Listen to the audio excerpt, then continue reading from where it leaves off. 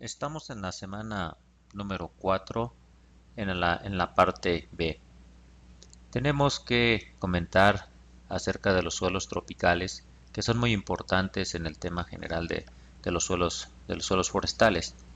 Dentro de la clasificación americana, este grupo de suelos lo vamos a identificar como, por un lado, van a ser oxisoles, van a ser, si están demasiado intemperizados, alfisoles si conservan cierto grado de fertilidad, o ultisoles. Por el lado de la referencia mundial del suelo, vamos a tener los ferrazoles, alisoles y lubisoles, en términos muy generales. Los suelos tropicales tienen su explicación en los siguientes procesos. Por un lado, vemos que la precipitación en estos ambientes es demasiado alta, de tal forma que excede en muchas veces el potencial de evapotranspiración. Entonces estamos hablando de un entorno con mucha humedad. Dada la abundancia de agua, hay también una oxidación rápida de los compuestos que están en el suelo, y se forma ah, con cierta facilidad la materia orgánica, que a su vez le confiere una acidez al suelo. Entonces todos estos factores se van sumando. También tenemos el suelo ácido, y con la formación rápida de arcillas debido a la presencia de agua y una incorporación rápida también de material orgánico, se da el transporte de las arcillas dentro del perfil del suelo, de tal forma que se pueden desarrollar horizontes con contenido de arcilla, que se conocen como horizontes argílicos. El exceso de agua en estos ambientes muchas veces conduce a un lavado excesivo, y tenemos suelos de baja fertilidad, que es otra característica. De tal forma que, combinando todos estos factores, los suelos más probables serían un alfisol, un ultisol y un oxisol. En este orden sería su nivel de fertilidad. Una característica en el entorno tropical es una pérdida acelerada de óxido de silicato, de óxido de silicio, y pues una forma de medir esa intensidad en el intemperismo químico es conocer la relación limo-arcilla de estos suelos, que generalmente corresponde a valores menores a 0.2. Eh, bueno, en el proceso de intemperismo químico depende mucho de qué tipo de material de origen tenemos. Aquí, por ejemplo, estamos hablando de un mineral que tiene sodio, y es un feldespato sódico. Entonces, en este entorno ocurre una descomposición, una desintegración de los elementos relativamente rápida, ¿verdad? Entonces, algunos compuestos quedan en la solución del suelo, como sodio o bicarbonato, y otra parte de óxidos de silicio queda en solución, y se forman nuevos compuestos, pero eso le va confiriendo al suelo ciertas características especiales para el caso de los suelos tropicales. El material de origen pues puede ser diverso, pero es importante mencionar que el material de origen se clasifica en dos grupos importantes: los que tienen una base de ferromagnesiana, y las rocas de tipo félsico, que su constitución es óxidos de silicio con algunos elementos accesorios como es el calcio o el sodio. En la medida que es más compleja la constitución, o que la sustitución de algunos elementos dentro del arreglo cristalino de estos materiales, si es más frecuente el reemplazamiento por estos elementos accesorios, en este caso por ejemplo fierro y magnesio o calcio. En la medida que hay más elementos accesorios, como le llamamos, la velocidad de intemperismo es más rápida. De tal forma que aquí en esta gráfica, para los dos tipos de roca, la dirección o la resistencia al intemperismo químico vendría en esta dirección. Los suelos tropicales destacan por, por ser ser un componente demasiado frágil. Aquí tenemos un suelo tropical de un bosque mesófilo en México y vemos cuáles son las características más relevantes, las que están asociadas con la calidad del suelo.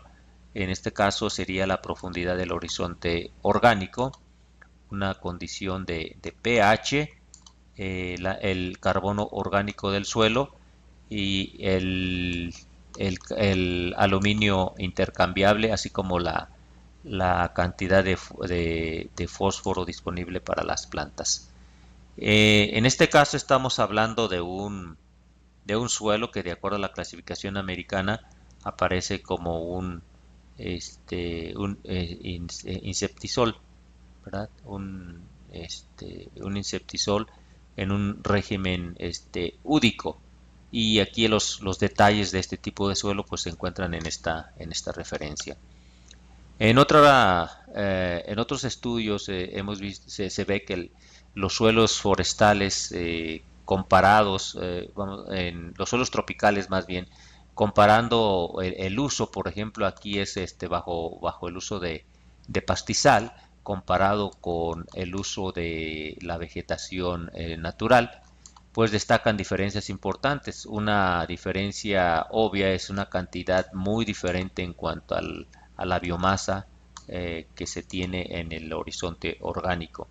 Otro aspecto importante es el capital de nitrógeno. Si comparamos el capital de nitrógeno bajo estos dos usos, las cantidades pues son extremadamente amplias.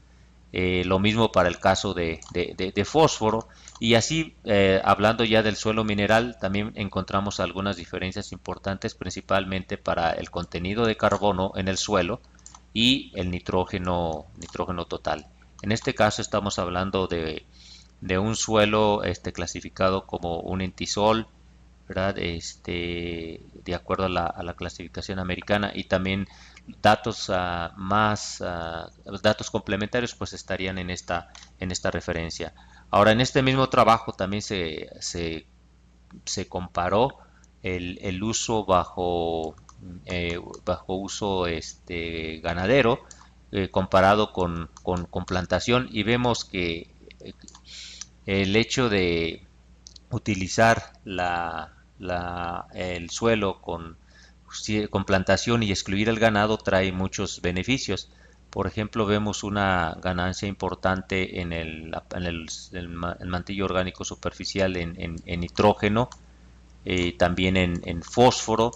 Y, bueno, otra diferencia importante en este caso sería para el caso de nitrógeno total, que muestra eh, cierta mejoría comparado bajo el uso con ganadero, comparado con una plantación forestal. En el caso de fósforo extraíble, la relación no es como se esperaba, se tiene un poco menos bajo la condición de plantación, posiblemente por la absorción que generan las plantas. Y en otros casos, los suelos tropicales destacan por su potencial para la captura de carbono.